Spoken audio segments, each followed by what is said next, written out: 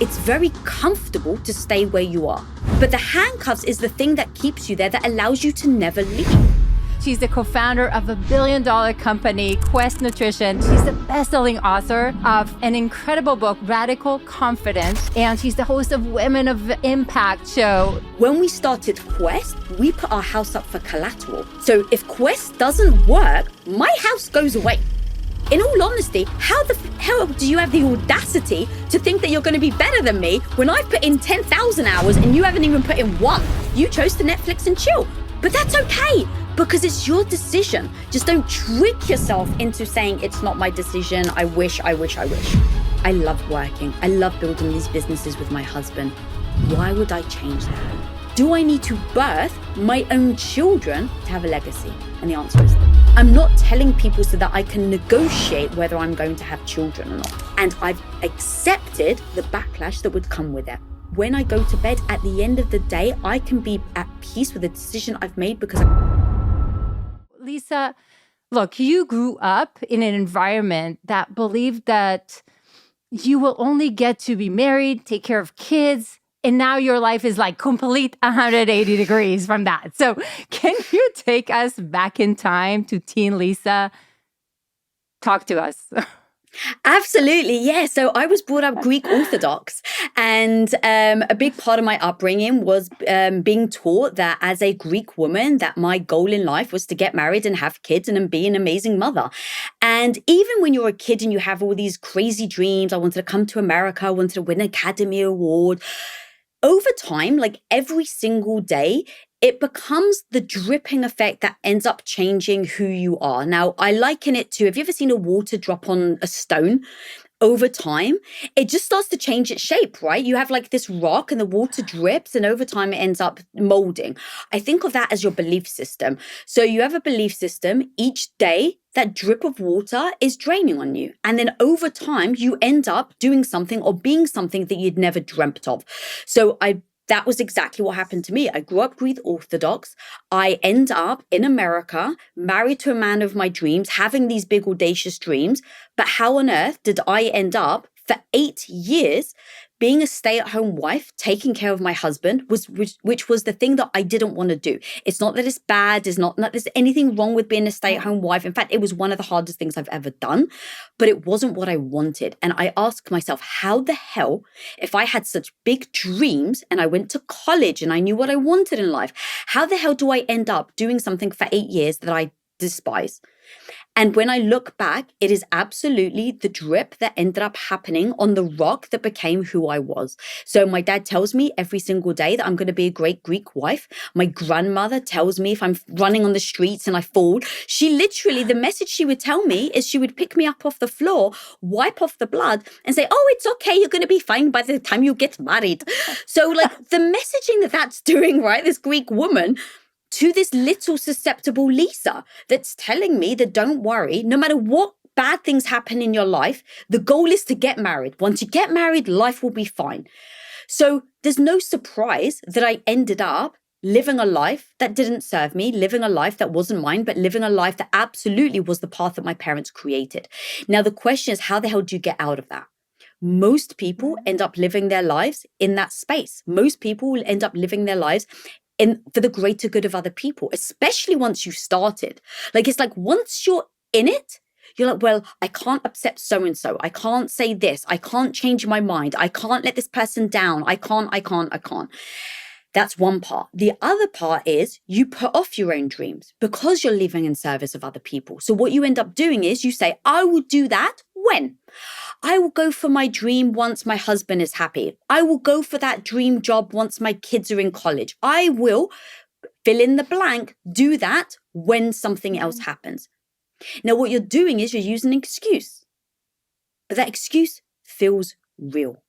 And that's where it gets complicated, because in those moments where you're self-soothing yourself and you're telling yourself, don't worry, you're doing it for the greater good. That can be wonderful, right? Like you're doing it for your kids. That's a beautiful feeling. You're doing this for the family. That's a beautiful feeling.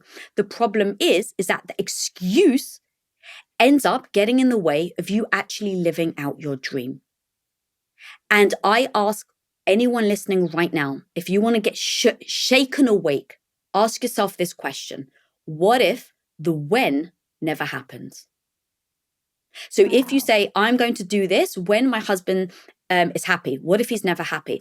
I'm going to do this when I've got enough money in the bank. What if you never have enough money in the bank? Like, what if that when never happens? Are you okay with living in the means of where you are now? Are you happy doing that job? Are you happy doing that activity? Are you happy? Or are you just putting off your dream because you think eventually one day that excuse will go away, which, spoiler alert, it never will. And by the way, it becomes so comfortable. Becomes comfortable to stay stuck, and it becomes harder to get out of the stuckness. So, and again, you have a beautiful story of, you come to study film, right? You come to the US, which I think it's out of your comfort zone as well. So leaving Greece, leaving the family, coming to the US. So you already had that drive. But something caused you to, then kind of push yourself and start compromising. Talk to us a little bit about that. And then, because again, a lot of our listeners are people that are driven. They're like you. They want more. And they're, suddenly found yourselves a fraction of who they could be. And they're not sure how to get out of that. So talk to us a little bit about where that came from for you and kind of how did you. Yeah, I mean, I think it came from the idea of being a people pleaser, making everybody else happy. That's number one. Number two, I think it came from using gratitude as the piece to get through. And then what I realized over time is that gratitude of being grateful that I've got a husband that loves me. I'm grateful that I've got a roof over my head. Like all these things that I was grateful for, I had to recognize turned into toxic gratitude. And what that meant was the thing that helped me in the first year or two, like, all right, you're a housewife, you're not quite happy, but, I'm really grateful that I have a husband that loves me, right? That feels good. That second year, the third year, the fourth year, when you get to like year 6, where you're using that same gratitude piece, it starts to become toxic. So now imagine my dreams and my desires are getting louder inside my head, right? Like they start off like as a whisper, like, are you happy? And then they start getting louder and louder and louder. As that voice starts getting louder and louder, I ask myself, okay, is this gratitude that is making me feel better? Actually, it's the thing now that's holding me down. So when that voice gets louder, like, Lisa, you're not happy, that gratitude turns into, well, how ungrateful are you?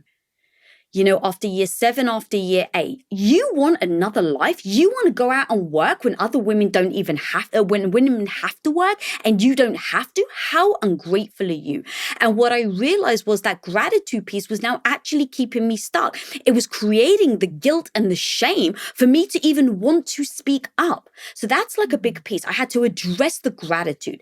The second big piece that I don't think we talk about enough is the validation we get from people pleasing.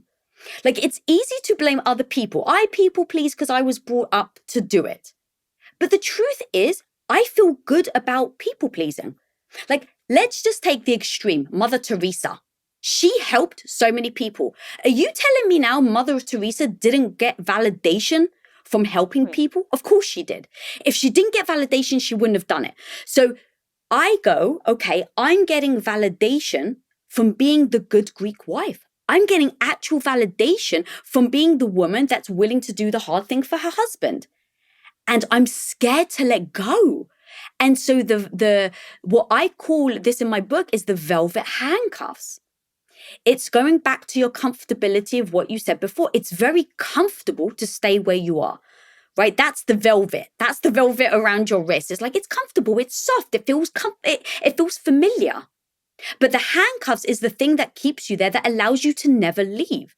So when I think about the reason why I didn't change and why I spent 8 years, look at a human go from a baby to 8 years old. That's a long time. How on earth did I not speak up for 8 years? It's because I was so afraid and I was so insecure about getting my validation from somewhere that I was afraid to let go of the one thing that I knew people were priding me on. And that was being a good Greek wife. So what I had to acknowledge in that moment is that the people pleasing was on me. It wasn't on anybody else. And it was on me to find a different place of where I could get the validation from. So I no longer sought it out from somewhere that actually made me unhappy. Once I then addressed that, I put an action plan in to take the leap and make a different change in my life. And that is so hard to do. It's so easy to talk about, so hard to do. And somehow, you're starting to work with Tom on Quest. And you're starting to take more and more responsibility, including management, and you never learned any of it. It's totally out of your comfort zone. Lisa, can you talk a little bit about this shift? Because it's a massive shift, especially when you hear those 8 years and kind of where your confidence is. And so talk to us, how did that shift suddenly happen?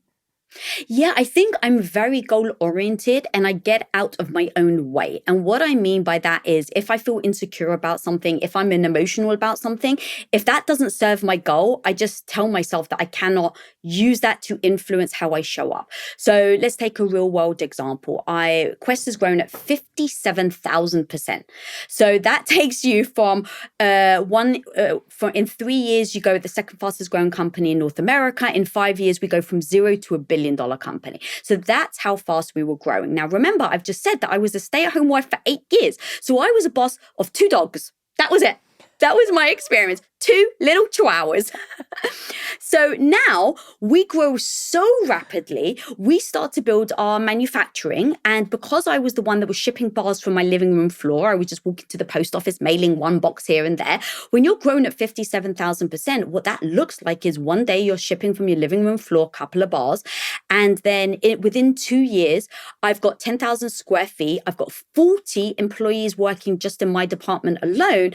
And half of those employees have criminal records and ex-convicts. Now, we started our business in Compton. And my husband used to work in the inner cities and Big Brother. And one of the things that we always said is we don't care where you come from. You maybe have made mistakes in your past. What we actually care about is who do you want to be? And are you willing to show up today and fight to be that person? That's what I care about. If you've robbed a car in your teenage years because you had, bad guidance, that in and of itself shouldn't be punishment for the rest of your life. So Tom and I really did open up the doors to say, who wants to come in? Now, look, it's a beautiful idea, but when it comes to reality, you have a 5'1" British chick trying to command respect with some guys who are 6'5", ex-convicts with tats all around their neck and a teardrop on their cheek. Now, if no one knows what a teardrop on the cheek means, go just search it on Google. I would just leave it at that. It means that you have paid your dues in a very heinous way. Now, when I say that, you can imagine the imposter syndrome. I didn't have a clue what I was doing. So here I am trying to take the leap from being a housewife to an entrepreneur, but I didn't know what I was doing. Now, there's a couple of elements here that I'd like to break down of how I just kept going. Number one was back in the day, before we started Quest, fear was the thing that stopped me from taking action. Right? Like, I don't want my husband to judge me that I don't want to take care of his clothes or his food anymore. So I'm not going to speak out loud that I'm unhappy. That's fear preventing you from taking action. When we started Quest, we put our house up for collateral. So if Quest doesn't work, my house goes away. So that fear that once upon a time would hold me back from taking action actually propelled me forward to take action. So every moment that I found myself not knowing what I was doing, I said to myself, Lisa, you have a choice. You can do what you used to do, which was run and hide, or you can save your house. Which one do you want? And every time the fear of losing my house came into effect, I said, well, you better figure it out. So that kind of became the motto I would use, that you got to better figure it out. Now, there's multiple ways to figure it out. The problem is if you just blindly listen to somebody, you're going to find yourself not succeeding. Even if you're listening to this podcast right now, you'll be like, all right, Lisa said to do this. I did this and it didn't work. Well, I guess I'm no good. No, you have to find out the thing that actually works for you, which means you have to try a bunch of stuff. You may have to try 50 things to find that one thing that actually serves you and your goal. And I'm speaking from experience. So I started trying to figure out, how do I get these ex-convicts, these really big dudes, how do I get them to command, how do I command respect with them? So I went in reading all the books. I read the Sheryl Sandberg book, Lean In. I read all the leadership books, and I went in trying to be like Sheryl Sandberg. And I was like, all right, well, Sheryl said to do this, so this is what I'm going to do. Didn't work at all, Ilana. What a surprise, right? It's a different, you're dealing with different people, right? Dealing in a different, in a corporate world with people that come from, let's say, college is very different than working in manufacturing and talking to a human that doesn't care about your degree. They just care about your interaction with them. So I tried a bunch of things, nothing worked. So eventually I just said, okay, I know I still have to reach a goal. I have to command respect with the team. Otherwise, I'm never going to succeed. We're not going to be able to ship these bars out in time. So I said, what do I know? Like, forget about all the lessons that I'm reading. What's in my heart? And in my heart was, they were guys who loved hip hop. I'm a freaking hip hop fan. I grew up in the 90s. Like, I wasn't listening to pop music. I was listening to Tupac, Biggie. Like, I was in the rapper. I wanted to be a rapper, right? Like, if I really could, in another life, Ilana, I would be a rapper. So in saying that, I was like, hang on, this is something that's really genuine. I freaking love Tupac so much that I know half of his music. I probably know 90% of the lyrics, because I've learned them so much. So I was like, I love freaking rap music. These guys like rap music. On a busy day, instead of cracking the whip, if you will, and just like yelling and being like, work harder, work more, I'm just going to connect with them. And so I went out to the store. I bought these big speakers. I put them in the manufacturing, in our shipping facility. And every time we had these big orders and we were on a clock, because you've got these big trucks coming to pick up the orders, I would blast the music and I'd be like, all right, guys, who can rap faster than me? Now, what I would do is, when I would use rap as the analogy, right? Because we would have to wrap pallets with plastic. Now, what they don't realize is, by the time I hired them, what they didn't realize is that I used to do their job. So they saw me as this, woman that's working in the office that doesn't have any idea about what they're doing. And what I realized was, I needed to show them that I knew what it was like. I needed to show them that I knew how hard you had to work in this department. And I had to make it fun. Like, no one wants to just work hard. So I would do these competitions, and I would blast Tupac. I would have these rapping competitions where I would make people try to see who could beat me with rapping these big pallets. And I'm quite speedy. So like, we would rap while rapping to Tupac. So you're doing the double entendre, right? You're rapping and you're rapping. And at the end, if someone beat me, I would give them free Quest bars. Now, what that did, multiple things. That, number one, showed the team that nothing was ever beneath me. I was willing to do exactly what they were willing to do. It showed them that I wasn't stuffy, that I actually had something in common with them. And that was the fact that we appreciated rap music for the lyrics, the meaning behind it, etc. And it showed them that I was willing to be a teammate, that when tough things get hard, I was willing absolutely to roll up my sleeves and jump in with them. Now, over time, that absolutely commanded respect. That wasn't something I learned in a book, and that wasn't something that anyone could teach me. It was just me stabbing in the dark, trying a bunch of things, and then realizing the thing that worked for me and connected me to my team. Now, I know that was a really long story, but I take that and I echo that type of thing in everything I do, whether that's building my YouTube channel, whether that's building impact theory, that idea of, as a leader, you need to show by example. You need to be a part of it. People need to have fun. And now I use laughter as a metric in my company to know how my team is emotionally. So that's really a big lesson that I learned in that whole scenario. Oh, that is, to me, so, so, so important, Lisa, right now. Because one of the things that I see continuously in your book and in everything that you do is that emotional intelligence, that EQ, and that those instincts, that you somehow able to figure things out completely out of the box. It's not something that is learned. It's more experimentation, I guess. And it's just figure things out. And what I love about that, and I want to make sure the listeners are hearing this, again, this is not about, a college degree. It's not about something in a book. It's really about just taking action, just figuring things out, just trying things out, just being able to get out of your comfort zone, try different things. It's just so beautiful because you have multiple stories like this of how you got, to ship things faster and you were the candy person. And like you have all these things that every time it's like, wow, genius. But again, it's more about knowing your audience, understanding what they care about, understanding what will move the needle, and being able to be that person that is in the extra mile. There is no traffic in the extra mile. You were there. Thank you. Yeah. And that EQ that you mentioned is really coming from the fact that I had terrible EQ, is how I used to see it. Like I would take everything personally, everything was emotional and everything was based on emotion. Well, I feel this, so it must be true.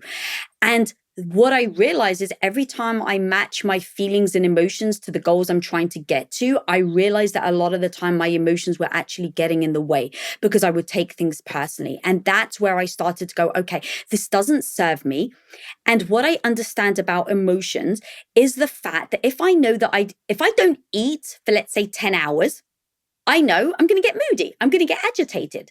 If we all know as humans, we all act like that, why do we not think that emotions are going to be driven by multiple sources? So when I get overwhelmed, let's say, or let's say I make a decision from an emotional standpoint, well, what if I'm tired? What if I have eaten sugar that day? What if I've just had an argument with my husband? Do I think that decision is going to be done with clarity? No, it's going to absolutely, all the things that I've just gone through are going to fog my decision making. And I just call myself on that, right? Instead of trying to hide it, instead of trying to be embarrassed by it, I just say, right now, I'm really irritable, so I can't make any decisions. I need to go and eat. I need to sleep. I need my 9 hours. Like, what are the things that are going to allow me to have what I call emotional sobriety? And emotional sobriety is when you are not allowing your emotions to make a decision. Now, it's not that I don't think emotions are important. I actually think emotions are very important because they're going to be signals to tell you something that you may be ignoring. Right? If you're irritable, okay, well, what are you ignoring? Like, don't ignore the feeling, actually address, why am I feeling like that? The problem is, I think then people then take that one step, they don't do that work. And so they take their feelings as facts. And I'm very aware that my feelings are not facts. So now when I approach a situation, I address why I'm feeling a certain way, but I then try to see the scenario for what it is instead of how I feel. And if people still aren't with me, here's the perfect analogy. Have you drunken alcohol before, Ilana? Of course. Okay. So what do you like if you had 1 shot of vodka? I am a little woozy, I guess. Like just okay, yeah, but I'm not in control, which I hate it. Okay, there you go. So what I was going to say is the shot number 1, I get giggly. Shot number 2, I'm very loud. Shot number 3, I'm dancing on the table and kissing the bodyguard, or the security on the way out of the club. Like, I just know that with every shot of vodka, I am going to have a response in a way that doesn't actually align with who I really am. If we can all agree there, then why can we not just say the same as for emotions? If you have a shot of frustration, if you have a shot of anger, if you have a shot of upset or a shot of disrespect, if you have too many shots of that, what's going to happen? You're going to respond in a way that isn't accurate to who you really are. If we can just agree, I just then say, when have I had my shots? And if I've already had my 1 shot of anger, then you can't make business decisions. If I've had 2 shots, I better freaking walk away. I don't beat myself up over feeling it, and I don't pretend it doesn't exist. Now, in knowing all of that, now I know in moments where I'm bringing emotion to the table and I can't have this discussion. In fact, this just happened like a week ago with my husband. He said something that triggered me. I realized I was triggered and I said, look, I know you didn't mean to trigger me right now. I'm having an emotional response. I don't think it's healthy if we keep talking. Let me walk away and I'll come back once I'm emotionally sober. And I actually said those words. It's not like I pretended to say those words. I actually said those words. And what my husband did was he was like, all right, thank you for being honest. Thank you for just not storming off, being moody, pretending like a lot of us do. Like, no, I'm not upset. What do you mean? Right? It's like, everyone can tell that you're upset. So that is how I handle emotions in moments where I don't feel good enough, emotional moments where I don't feel like I can really bring my all. I just admit it. I know what to do about it. And then I'm always acting in accordance. And the last piece that I want to make sure everyone hears, I do all of this without shame and guilt. Which is the most important piece, right? Because that's what takes you away. But I think one of the things that you're talking is that extreme ownership, that no matter what, you are looking in the mirror and you're really, really honest with, where am I? Can I make this decision? Do I need to take action in a different way? And I think one of the things that I'm hearing also is, bring the data, not the drama. So the minute there's too much drama in it, right? Like, we can't make the right decisions. So we want to, separate it. But by the time you actually need personal help, it's too late. So, so you want to take it, you want to kind of create that distance, which is so brilliant. But Lisa, you said something, and even though I still want to go to Quest for a second, but I have to ask you. So you talked about being that person that does take things hard. There is a lot of hate in the digital world. It becomes so easy to comment on people, to bash people. Like, how do you, and maybe, tell me what you can say, but how do you cope with it? Because I think for a lot of us, that's the scary piece. Like, when you get out there, you start getting hit. Yeah. So here's the thing about this. There's going to be two things. There's going to be one thing where people are going to throw hate and it's really not going to bother you. Probably the reason why it won't bother you is because you don't feel it. It's not true to you. So if someone says, "Oh my God, Lisa, I hate that you're 5'1", it's like, all right. You hate that I'm 5'1". Well, I can't do anything about that, right? And it's just like, I just brush it off. But if someone says, "You're so ugly," that hurts and stings in a very different way. Why? Because I've never beaten myself up or felt badly about being short. I've very much beaten myself up and felt badly about myself, about my looks. So when someone comes at you, when it's something that doesn't trigger you, you're going to let it roll off your back. You're not going to think about it. The ones that really do hurt are the ones that actually hit home. And now you have to ask yourself, what are you going to do about it? So there's a couple of things that I did. So to get started, because that's always the hard thing, like, how do I actually get started? So imagine I get bullied for my looks. I get teased. I get called big nose, like all of the things. I used to have a unibrow. I never had a boyfriend. Like, it's like if you were the Disney character, right, and you were going to write the most ugly, like, young girl, that was how I felt. So you take that. Wait, can I stop for a second? For those that are listening to the podcast and not watching it on YouTube, like, she is gorgeous and the sweetest person ever. But let's continue, Lisa. Thank you. That's very kind. But look, everyone has a belief system, right? And when you're told over and over and over and over the same thing, and it becomes a wound, you really do believe it. So here I am as an adult, not feeling good, not feeling like I'm pretty or anything like that. And so I really wanted to start a podcast because I really wanted to help women. So I go to start the podcast and I say to my husband, I'm just going to do it on Zoom. I'm going to do it with my friends and I'm just going to do it on Zoom and it's just going to be audio only.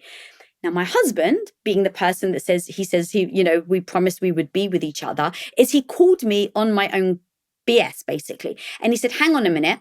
We have a set. We have 6 cameras and we have an entire team that can film this for you. Why on earth would you not get in front of the camera? Now, in that moment, I realized the truth was it was a conflict between my mission and my ego.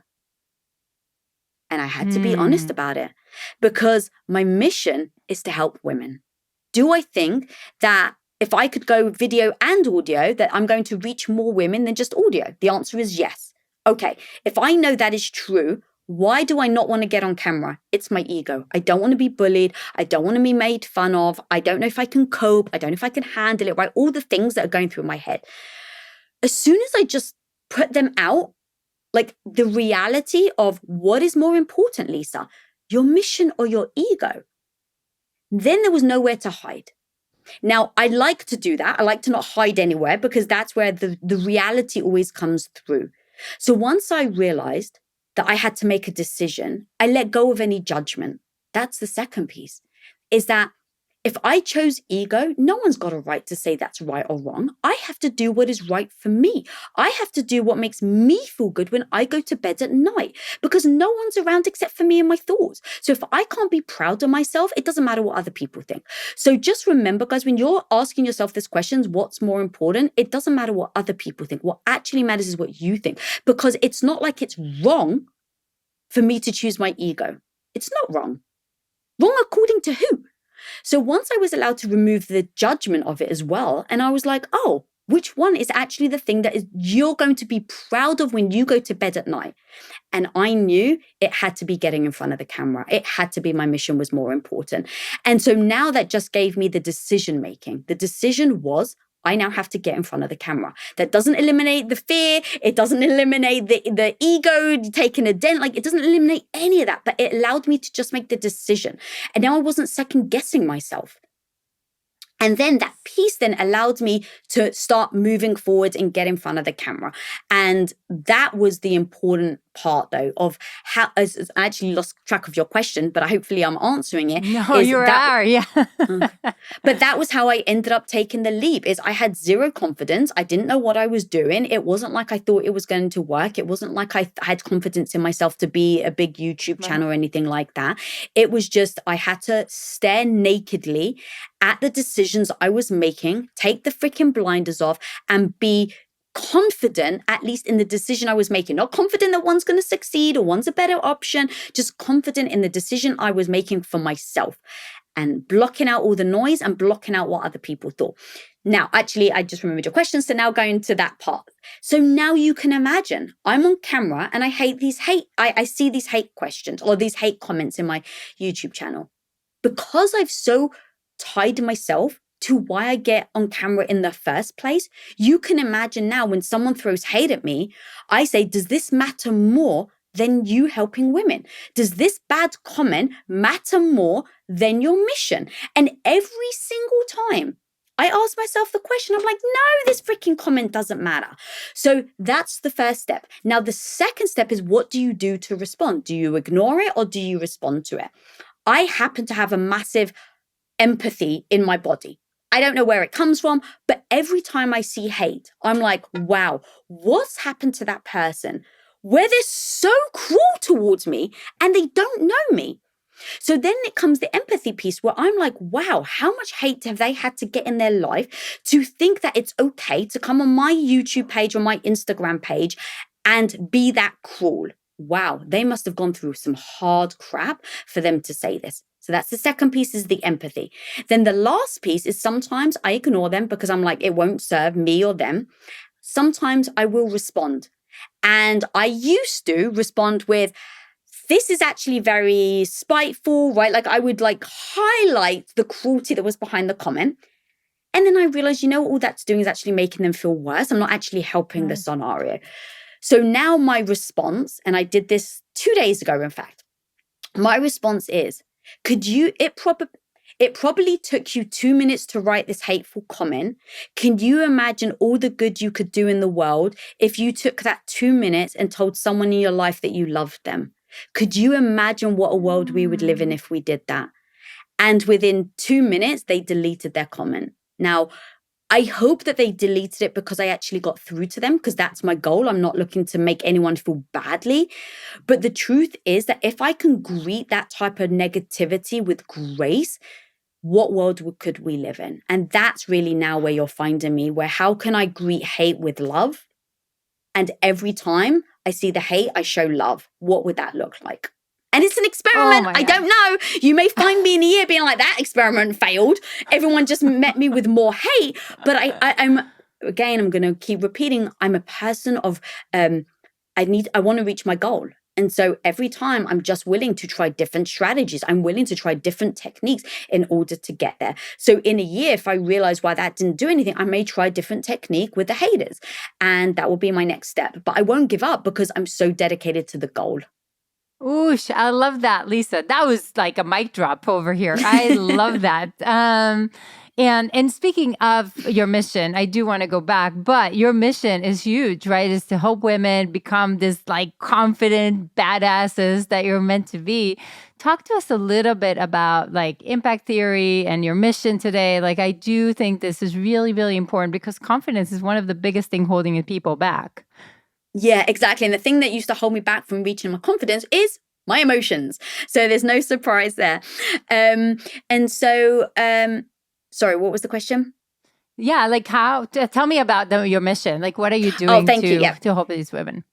Thank you. So one of the big things that is important is making sure that I'm so aligned with my mission and that I'm always reminding me of what my mission is, that I never allow my emotions to take lead, right? Because often we may do things that make us feel good in the moment, but end up derailing us from our actual mission and goal. So instead of saying, my mission is to help people, that's so non-tangible. What does that actually mean? How do you show up every day knowing if you're working towards your mission or not? And so I have these two parts of me. I have the emotional side of my brain and I have the very mathematical science side. So every time I try to get out the emotion, I need to put a mathematical equation in to know that I'm working towards it. Now, what do I mean by that? A mission to me becomes a mathematical somewhat of a sentence, like a framework. So it needs to have the what, the why, and the who. This allows me to know exactly what my North Star is, because sometimes you can get derailed. So know your North Star. Write a mission statement, again, that creates the who, the what, and then the why. So my mission statement is to create content that impacts women, to help them with their mindset so they never have to rebuild or unwire the negative mindset I've had to. Who? Amazing. Women. I know. So if you were to ask me at any point, Lisa, will you come and speak in front of 1,000 men? I go, does that fit my mission statement? No, because there isn't a woman in the audience. So while I really want to help men, and I think it's super freaking important, my specific mission of why I show up every day is to help the woman. Okay. Right. The what? Create content. Why? Because I went to film school. I love creating content. So if you want to know how I'm going to be able to show up every day and fight for my mission, it's doing the thing that I love. So now you can imagine, Lisa, can you come on a fishing trip with me and talk to my daughter's cousin, or my daughter's friend's cousin? And I'll be like, all right, well, let me go back to my mission statement. Creating content, this isn't content creation. And I would just break down, okay, it's a woman, but it's not content creation. So actually that isn't where my energy should go. And so I'm able to say no with respect and politeness, but I know that's not my North Star. And then why? To help women unwire the negative mindset that I've had to do. So now when Leap Academy reaches out and says, Lisa, will you come on? Of course, I'm going to say yes, because I look at my mission statement and it fits perfectly, right? But like that, yeah, hell yeah. But if you were to ask me to create content that helps women paint their nails, again, it fits two, but it doesn't fit that third one, which is actually to help women unwire the negative mindset. So you can see where there's all these different opportunities potentially that could derail me because I love nails. Oh my God, yes, I want to teach women nails. It would derail me from my mission. It would like, oh my God, yes, I really want to help men. It would derail me from my mission. Yes, I want to help women so much that I'm willing to do a one-on-one for 5 hours. No, it would derail me from my mission. So that's why the mission statement is so damn important, is because every time my emotions get in the way, I just go back to my mission. Does this align? Yes or no? Okay, so hopefully people understand the mission. Now, the last piece that I'd love to say though, Ilana, is make sure you check in every single year. I would advise every quarter that your mission actually still aligns with the life you want. Because often I think what we do is we'll go to college, right? We tell our friends, we may actually make a massive change. We may sell our house, move state, and say, this is what I want to do. And then 3 years later, I'm freaking miserable. And now I no longer want to do it, but I'm too embarrassed or I'm too ashamed to tell people that now actually I want a different life. So what we end up doing is we somewhat kind of half dip into our mission We don't actually take it seriously. We're not really committed anymore because we don't actually enjoy it. And then we wonder why we've never gotten to our goal or to our mission. It's that reason. So every quarter, I ask myself, do I still want to help women? Do I still care? Like, to pour my heart and energy into actually helping women. Like, that's something that we should be able to ask ourselves without feeling guilty about. I ask myself, do I still want to be in a partnership with my husband? Do I still want to run a business with him? Now, remember, I've been in business with my husband since 2010, since we started Quest. But I still make sure that I ask myself that because I never want to get trapped again. And I think that there's so many of us get trapped in making that leap because we don't want to upset people. We've already told people that we've poured our heart and soul into it. And so we don't want to make that change. And we put off taking that leap for years and years and years. Oh, brilliant, Lisa. Like, first of all, the fact that you have literally like a GPS, right? What are you going to say yes to? What are you going to say no to? Like, makes it so easy when you have that mission. But for me, what you just shared about checking in with yourself, I think I wish I thought about it a few decades ago. But that starting to be really intentional, very, very strategic with every move you make is becoming so critical. It's such a big piece of Leap Academy, but also, again, I wish I thought about it because, again, even though I climb up the ladder, whatever, VP, all the accolades, at some point it's like, but I'm not excited about it. So why am I doing this, right? I'm doing this because I'm scared to let go of everything that I already built, right? But that's not the way to look at this. And you actually share, and I have to go back to this because it's just so beautiful. You share in your book a moment where you hear this like amazing public speaker. I don't remember her name, but Lisa Nichols. Okay, yes, that. And amazing quote. So, and she at some point, and she's really impressive. She has this amazing thing. And then she literally says something like, don't make me extraordinary to get yourself off the hook, right? Which is so powerful to start catapulting yourself and not giving excuses to not be extraordinary. So can you talk a little bit about that, Lisa? For me, that was just like, whoa, powerful. Yeah, absolutely. I mean, it was definitely one of the big pivots in my life and completely changed how I thought. So my husband was interviewing her when we were still at Quest, and I was executive producer of the show. And so I'd helped flash forward. Quest was growing so quickly. I moved from the shipping department to the media department because I wanted to use my film degree for actually something because I love content, going back to that. So I built a studio, I built a set. My husband's a host. The show's called Inside Quest, and he has this motivational speaker. Now, she's literally, there's a room full of maybe 100 people and every person's in tears, like crying that she's just moved us all to our core. And so I'm sitting at the back of the room and I'm like, wow, this woman's amazing. I'm like, I could never be as good. Like, wow, she's just amazing, right? So literally in real time, as I'm thinking, I could never do that. She's so amazing. She goes and says, don't make me extraordinary to let yourself out off the hook. And I was like, oh, that's exactly what I'm doing. I'm saying she's so good that there's no way I could do that. That's literally, you're letting yourself off the hook because you project that someone's got some magical spell on them that you don't. And what it does is it gives you the excuse to not even get started. It gives you the excuse to not even try. Now, I think what's so important is to never compare your beginning with someone else's middle or end. And that's what we do. You don't see, it's like one of my favorite movies of all time. Did you ever see Karate Kid? Of course. Love it. Okay. The whole wax on, wax off is literally the analogy of practice, practice, practice. So that when you eventually get in the ring and someone, goes to crane kick you or, you're prepared. So what is your version of practice? When you are about to get started on something, you don't think about the fact that that person has put in all the practice. So if I was to look at you and be like, oh my God, she's such a great podcast host, I could never be as good as that. No, of course you can't if you don't get started. Like if you go, I've put in 1,000 hours, I've put in 10,000 hours. In all honesty, how do you have the audacity to think that you're going to be better than me when I've put in 10,000 hours and you haven't even put in one? It's like, put in the reps, homie. Like it's a blessing And like when you're in that position, you can con yourself because of your ego. But when you're in the advanced position, you can look back and be like, of course you're not going to be as good because you haven't done the work. So if we can just start there, if we can say, I haven't done the work, what does the work look like? How many hours do I need to put in? And then the last thing is never comparing yourself to the other person. Because Ilana, it may have taken you by your fourth interview. You may have been like, oh my God, this woman has it down. She's so great at questions. It may take me 100 interviews.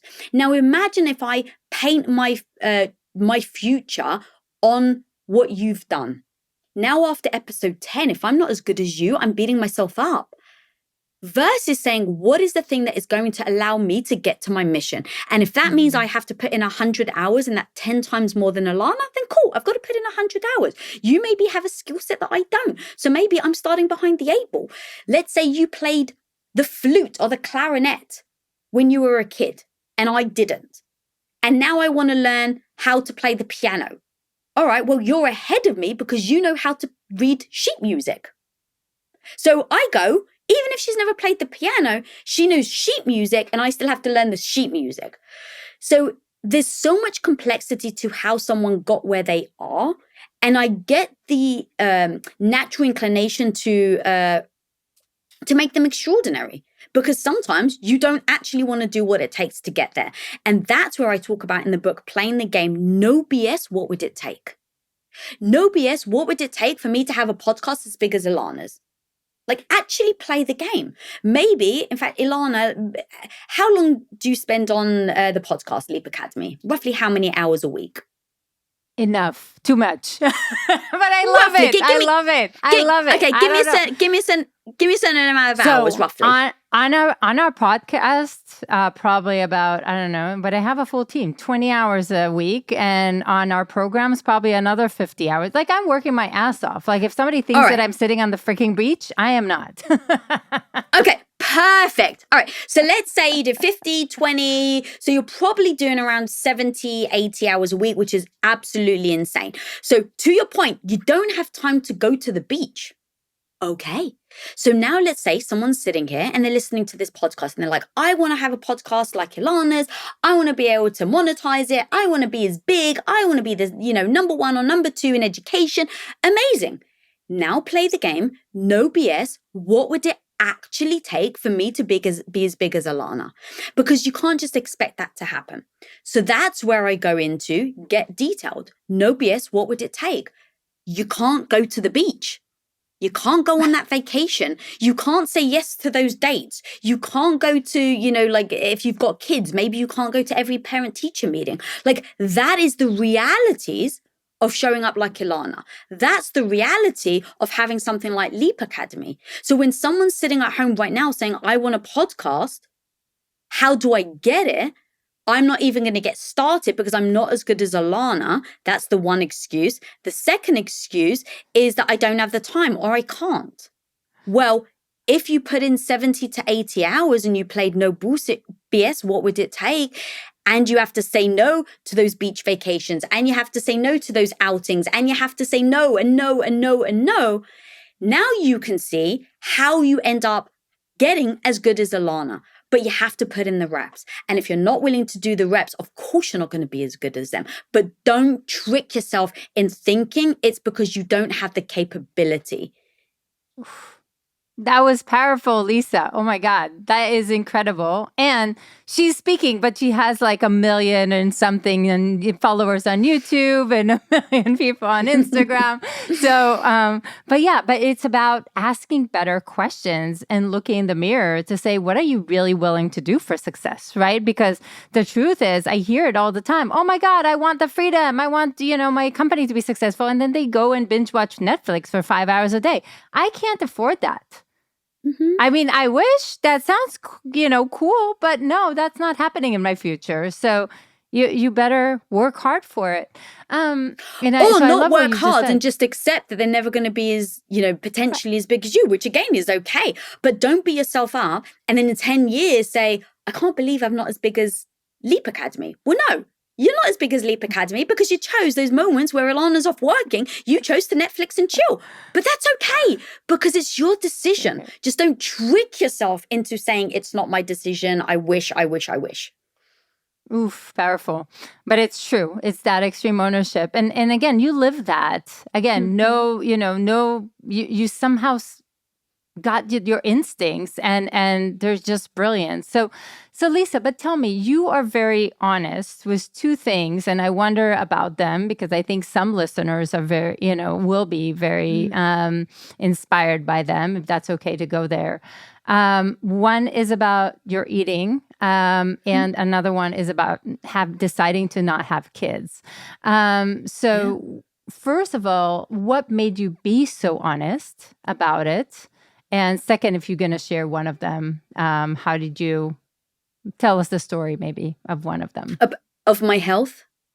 Either health or deciding to not have kids. I think both of these are big decisions. So yeah. Okay, so let's just do the kid thing. Let's start with that because that's one thing that I think a lot of people are finding it difficult right now to either decide or the judgments.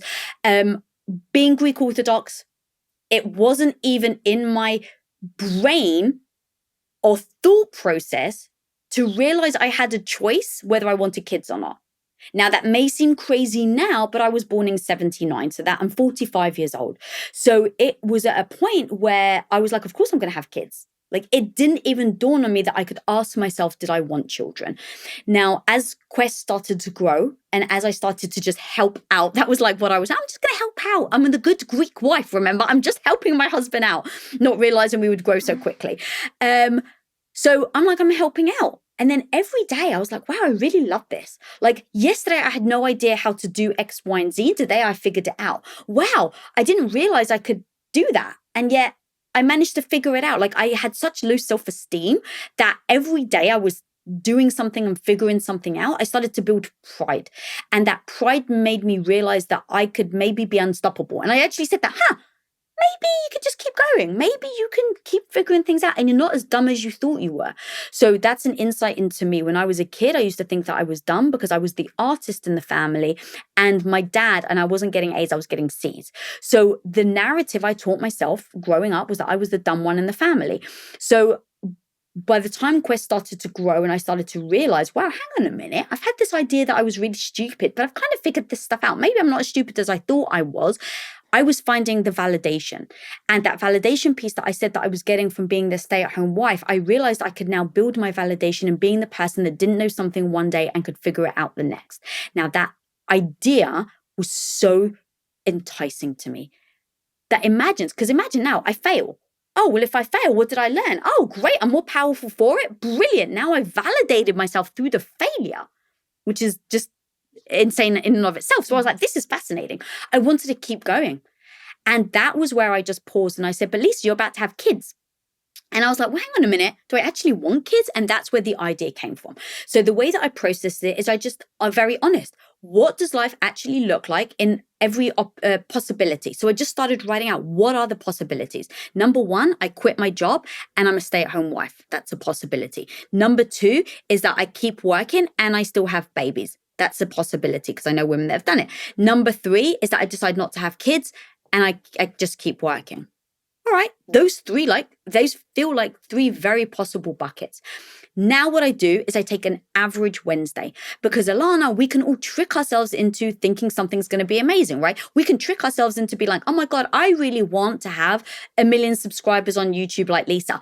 Well, let me tell you what 1 million subscribers come with. Demands, right? Like you have to keep serving. So the idea and the reality are very different because you can paint a beautiful picture. But let's face it, every time you paint a beautiful picture, it never looks like that. So instead of me saying, I could very much get carried away with the excitement of having children. That is true. The idea of feeling like I've got a baby grown inside of me, I could get emotional just thinking about it. The idea of having a little Tom with his ears and he's running around and he's like Tom Junior the fourth is what we're going to call him because Tom was the third. So like, I love that idea. So I could for sure convince myself why having kids is amazing. But what happens on an average Wednesday? That's what I really want to focus on. Not on the convincing of how magical it will be. What does your average everyday life actually look like? So now let's paint what an average Wednesday looks like in each of these buckets that I just painted for you. So an average Wednesday of me having both, right? Having kids and running a business. All right, I'm waking up, let's say the kid is 6. So I'm waking up at 3 a.m. I'm helping them with their fever. I'm running them to the doctor at 7 a.m. because I've got to get to work by 9 a.m. I'm at work at 9 a.m., but my kid is crying because they want their mummy and I've left them with a nanny. Okay, then I feel really guilty. And so I'm trying to struggle to get home, but I have this big presentation. Like, that's what a freaking average Wednesday looks like. Oh, yeah. I can help you. It's true. Oh, there you go. There you go. So I just ask myself with no judgment, well, someone, it's very capable. It's very possible. Is that the life I want? Not anyone else. Does Lisa Bilyeu enjoy that idea of that life? And the answer is no. That feels like freaking chaos to me. I don't function well in chaos. So it actually doesn't sound like a life that I want. An average Wednesday, that isn't appealing to me. I want to, when everyone like dreads the week, I don't want to be the person that's just dreading living. I want to enjoy my average Wednesday like I do a Saturday. So I said, that isn't the life I want. Great, now at least I know. So then I went down to the next bucket. What does it look like if I gave up work and dedicated my life to my children? And that's a very possible option. And so I laid out what an average Wednesday looks like. Okay, well, my husband has been very honest and told me he's very ambitious. He's told me he's not coming home at 6 or 7 p.m. at night. Okay, so the reality is I'm somewhat of a single mum Monday to Friday. Now, I'm the type of person that appreciates my husband just telling me. I don't want to find out after I've had the child. So he's like, peace out, you're on your own. No, thank you. So he's told me this. And so I've, again, not pretending what it would be like to have a child, the actual realities of what it's like to have a child with my husband. And that would be, I'm a single mother from Monday to Friday. Number one. Number two, I'm no longer involved in his daily life, which is building the business. Do I want that? Am I going to be resentful towards the child? For now, I'm not with my husband doing the thing that actually makes me feel good about myself. I will ask myself all of these questions. And then I will go to the final bucket. And that is, what if I don't have children? What would it be like on an average Wednesday right now? I would be doing the same. But what will it look like on an average Wednesday when I'm 80 years old? Maybe my husband's passed away and now I don't have children and I don't have a husband. Will I be okay? And I'm just honest. Once I'm able to be that honest with myself, I can be very, I'm not pulling the wool over my eyes and I know exactly what I'm getting into. And so any decision that I end up making, I know that in 2, 3, 5, 10 years, I won't have regrets because I've looked at the situation with the utter reality of what it actually is. And now I would say I made the best decision with the knowledge that I have. So that was how I ended up saying, I love my life. I love working. I love building these businesses with my husband. Why would I change that?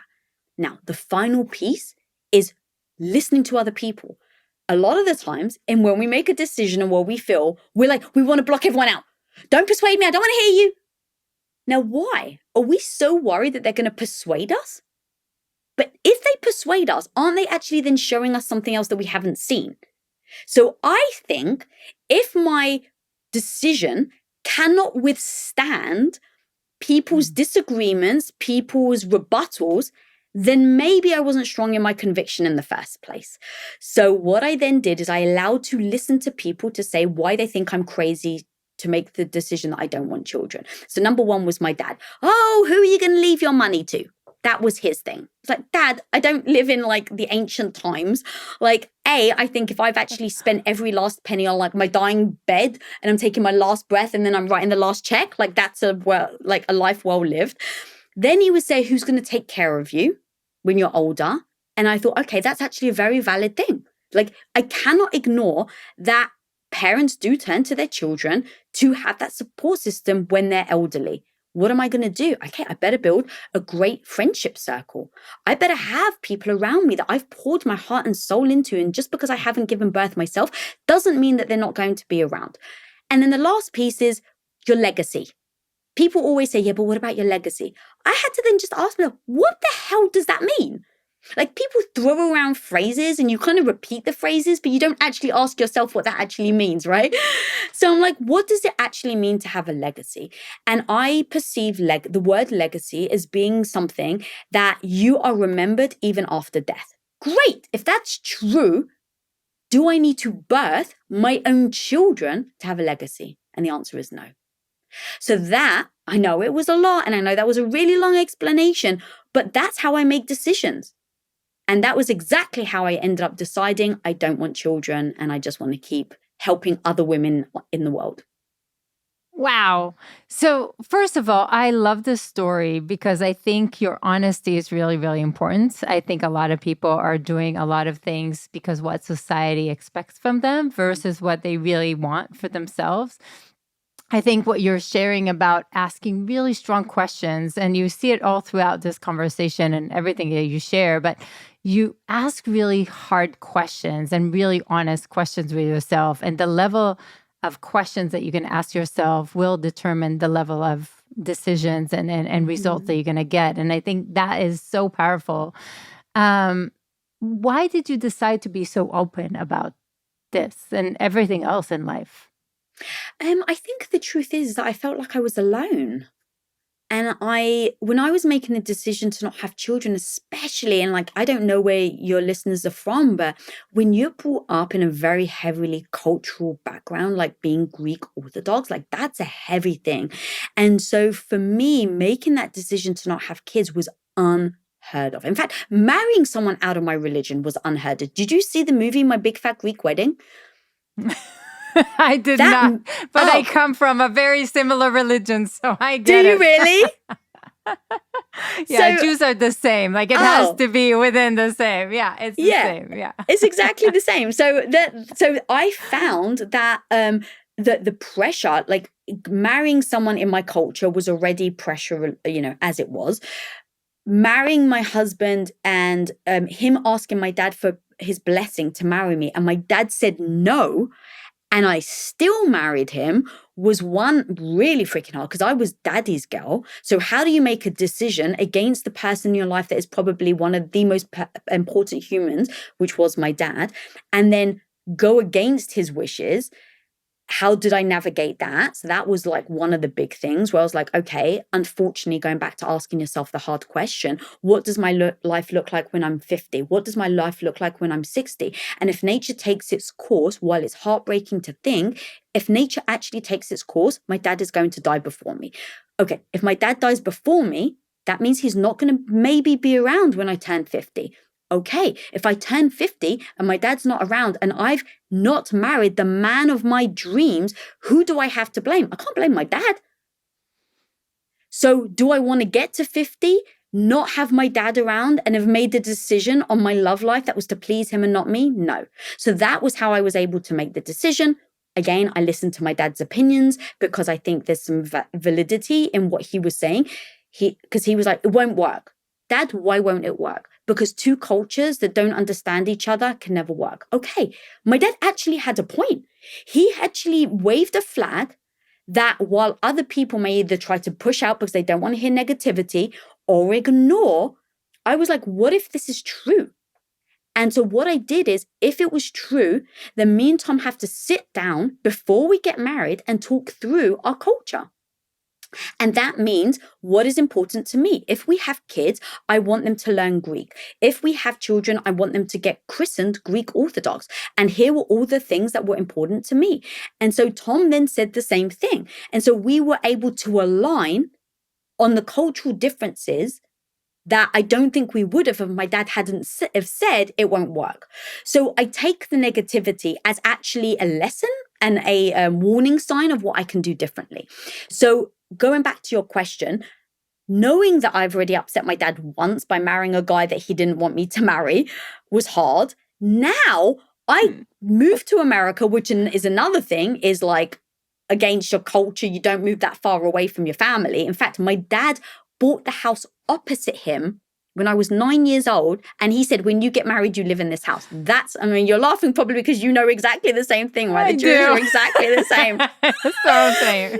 Exactly the same. So when I think about the pressures that we get from other people, when I think about the decisions we make because we don't want to make the hard decisions, we don't want to defend ourselves, and we don't want to upset people, we end up doing things that don't align with the life that we want. And because I had done that for 8 years, and I made a promise to myself that I would never go back there again, I think when it got to the point where I was making a decision with children, I just said to myself, Lisa, it's your life. And if you can listen to other people and be gracious in your decisions, but make sure that it's not negotiable.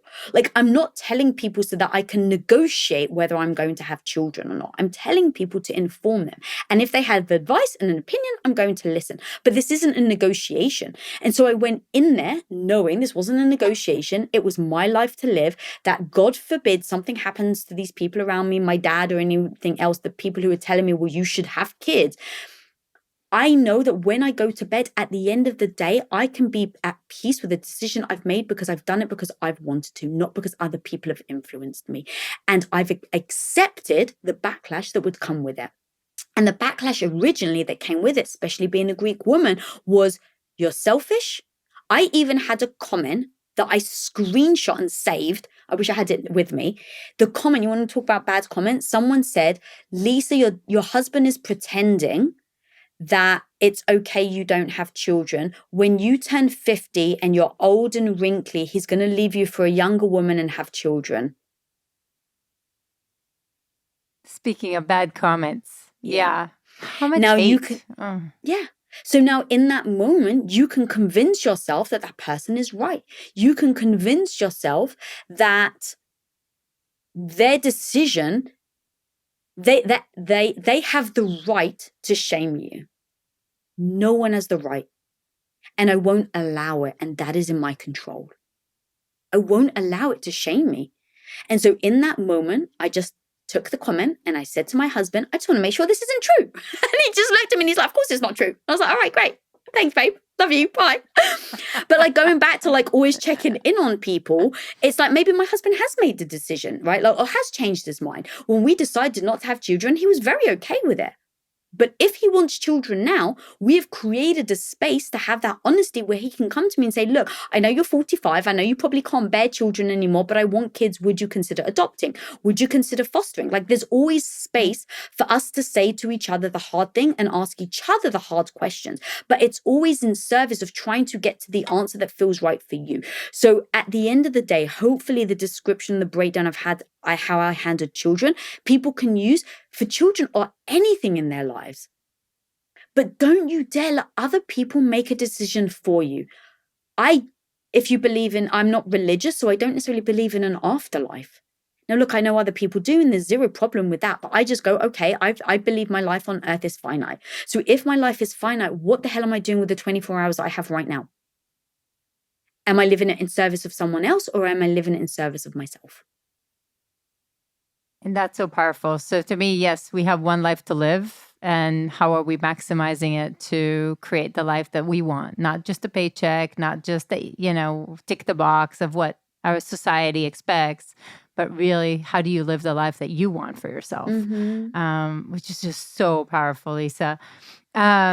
So one of my favorite questions, towards the end is kind of if you look back to teen Lisa who is lacking confidence and what would you share with her? Or maybe the person in the house. So either the teen or the person that stay at home, whichever one. But what would you share? What's interesting is that the somewhat truth but cop-out answer is I wouldn't share anything because I wouldn't be who I am today if I hadn't experienced it. Now, I need that to be true. Like I actually need it to be true.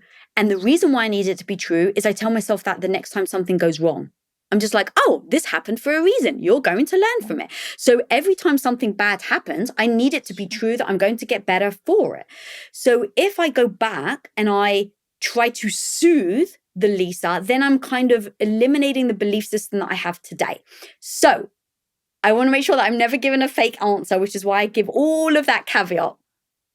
If I could still learn the lessons that I've learned and assume that that doesn't go away, I would go back to the old Lisa and I would say, you've got your own back.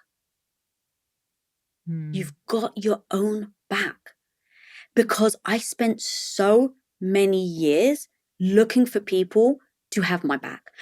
I was looking to be saved, metaphorically and actually.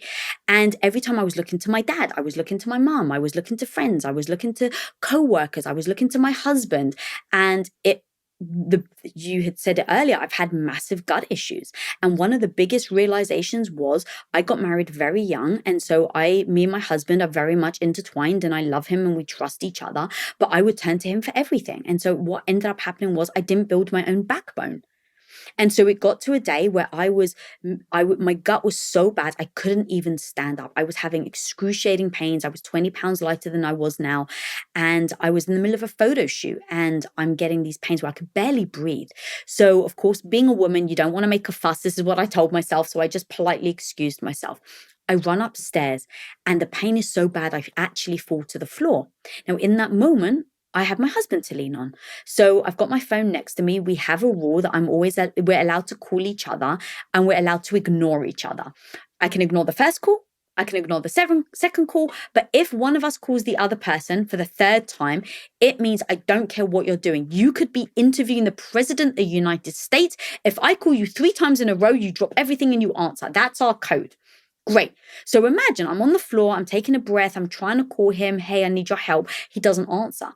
I call again the second time, he doesn't answer. By the third time, I'm like, oh, he's going to answer. We've got the deal. He doesn't answer. So here I am thinking that my safety net, my savior is going to be here to help me. And he's not. Now, in that moment, I'd already built $1 billion company at that point. But in that moment, I kept turning to other people. And in that moment, I said, oh, no one's coming to save you, Lisa. Like the person you thought was coming to save you, he's not here. What are you going to do about it? Are you going to stay on this cold bathroom floor? Or are you going to freaking get back up and know that you get to save your own life? And in that moment, I was like, well, I guess I've got to get up. And I physically got up and I physically went back downstairs. I emotionally sobered up. I got myself back together. I took some deep breaths. I had a glass of water. I went back downstairs and I finished the photo shoot. Now, that story happened in 2016, 2017. I remember that story like it was yesterday. Why? Because I remind myself, no one's coming to save you. You are the hero of your own life. Get the F up. And that's the story that every time I fall, metaphorically, every time I fail, I tell myself over and over. And that's the lesson I wish every single person could know, because no one's coming to save you. And that's the best news ever. Why? Because now you can stop waiting. Now you can actually do something about it. You can get back up and you can take action. And that is so empowering. Oh, I love that. Oh my God.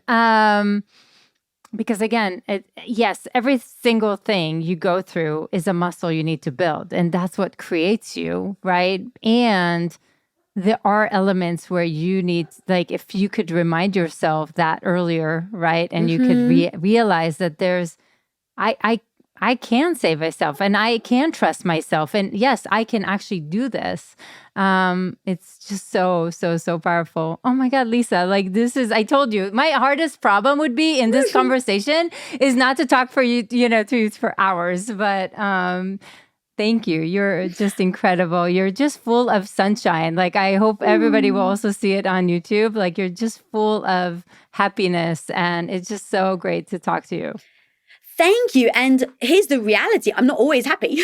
There are moments where I'm like, I'm stressed, I'm frustrated, I'm overwhelmed, I'm burnt out. I mean, even on this interview, there were 2 moments where I forgot what I was saying. And I'm going through perimenopause right now. And so part of that is I actually have brain fog. And you're seeing me in real time handle having brain fog. And the reality is, just like everything else, I have to be honest about it. I have to give myself the grace and then I have to figure out ways around it.